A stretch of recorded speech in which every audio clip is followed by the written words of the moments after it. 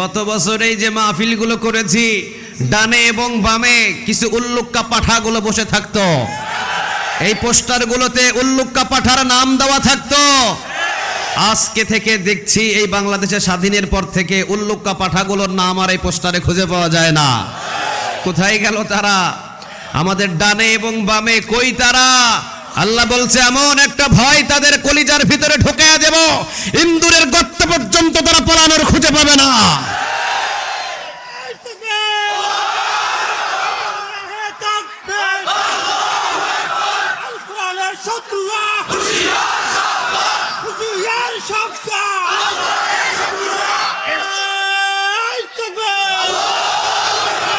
তাহলে তাকবীর দিতে কোনো ভয় নাই?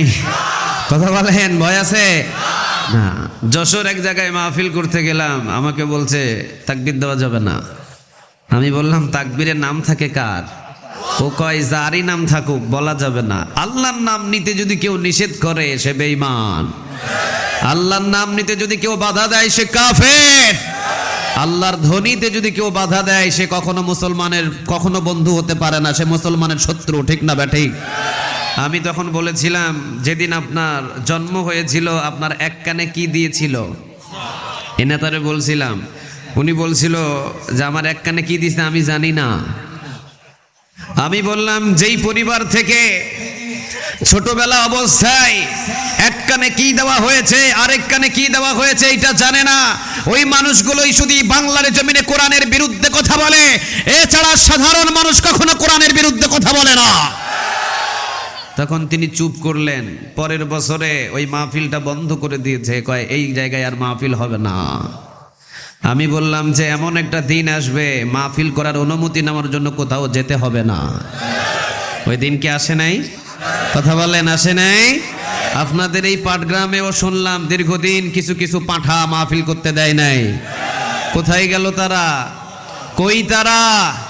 তারা ইন্ডিয়ার মানুষ, ইন্ডিয়ায় চলে গেছে।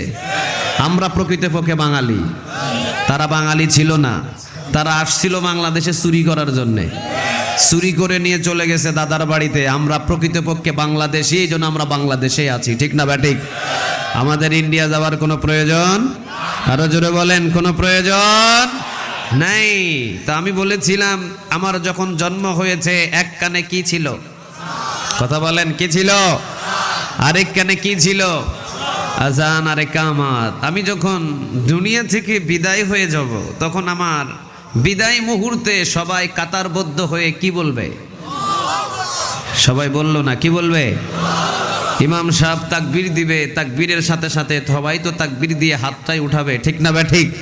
কারণ আমি সেটাই বুঝতে পেরেছি, আমি যেদিন জন্ম নিয়েছি, আমার যেদিন জন্ম হয়েছে, আমার ডান কানে আজান দিয়েছে, বাম কানে আজান দিয়েছে, আর আমাকে মসজিদের ইমাম, মসজিদের খতিব এবং মসজিদের সমস্ত আলেম ওলামা বুঝিয়ে দিয়েছে আজান দিয়ে, বাবা তুমি এখন শিশু অবস্থায় আছো, কিন্তু তোমার এক কানে আজান এবং এক কানে ইকামত দিয়ে বুঝিয়ে দিলাম সারা জীবন তুমি আল্লাহর নাম নিয়ে তোমাকে চলতে হবে। এখানে বাধা দেওয়ার মতো পৃথিবীর কারো ক্ষমতা। এজন্যই আমাদের মুসলমানদের কানে আজান দিয়ে একামত দিয়ে তারা বুঝিয়ে দিয়েছে জীবনভর তোমার আজকে জীবন শুরু হয়েছে দুনিয়ায়, জীবনের শেষ মুহূর্ত পর্যন্ত তোমাকে আল্লাহর নাম নিয়ে চলতে হবে। ঠিক না ব্যাঠিক? এখন যদি কেউ আল্লাহর নামে বাধা দেয় তার সাথে সম্পর্ক রাখা যায়?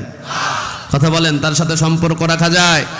এই জন্য আপনাদেরকে একটু হুঁশিয়ার করে বলে দিতে চাই, আপনাদেরকে এই বাংলার জমিনে একটু হুঁশিয়ার করে বলে দিতে চাই, যারা কোরআনের মাহফিলে বাধা দিয়েছিল, যারা কোরআনের মাহফিলে বাধা দিয়েছিল, যারা কোরআনের সৈনিকদেরকে রাতের বেলা নিজের ঘরে ঘুমাতে দেয় নাই, যারা কখনো কোনোদিন নির্মমভাবে অত্যাচারভাবে আলেম ওলামাদের গ্রেফতার করেছে, যারা এই বাংলার জমিনের ভিতরে মসজিদ ভেঙেছে, যারা মাদ্রাসাগুলোকে বন্ধ করে দিয়েছে, যারা প্রকৃতপক্ষে মাজলুমদের হাতে পায়ে ডান্ডা বেড়ি পড়িয়েছে, বাংলার জমিনের ভিতরে যদি তারা থাকে অবশ্যই অবশ্যই তাদের প্রকাশ্যে বিচার করতে হবে।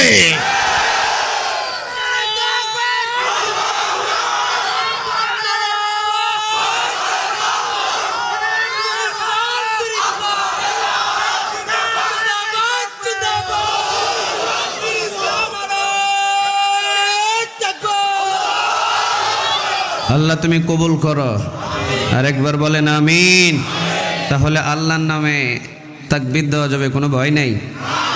পিছনের ভাইদের ভয় আছে মনে হয়, পিছনের ভাইয়েরা ভয় আছে, বিবাহিত ভাইয়েরা ভয় আছে, অবিবাহিত ভাইয়েরা ভয় আছে নাই। আর এটা পাটগ্রামবাসী, এই পাটগ্রামটা পুরাটাই কোরআনের ঘাঁটি, এখানে ঘরে ঘরে কোরআনের সৈনিক।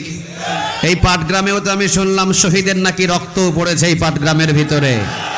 যেই পাটগ্রামের ভিতরে শহীদের রক্ত পড়েছে, যেই পাটগ্রামের ভিতরে আমার ভাই শহীদ হয়েছে, মনে রাখবেন মুসলমান, ওই পাটগ্রামকে রক্ষা করার দায়িত্ব আজকে আপনাদের।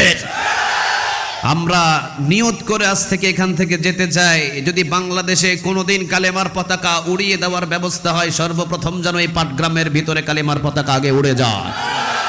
এটা বাধা দেওয়ার মতো পৃথিবীর আর কারো ক্ষমতা, আরো জোরে বলেন, কোনো ক্ষমতা। সব জায়গায় নাস্তিক জন্ম নেই, রংপুর বিভাগ, লালমনিরহাট, নীলফামারীতে নাস্তিক জন্ম নেওয়ার সাহস নাই, কারণ জানে সব জায়গায় নাস্তিক জন্ম নিয়ে টিকা যায় না।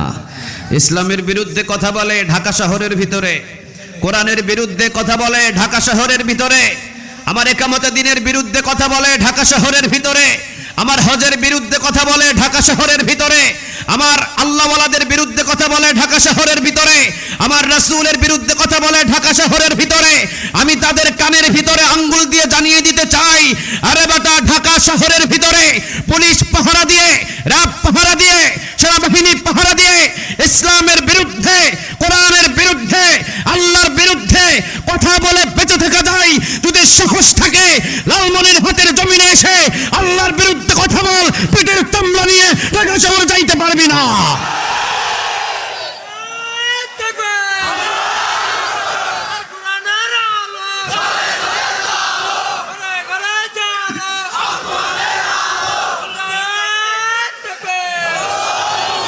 আল্লাহ আমাদের সবাইকে একটু বুঝদান করুক।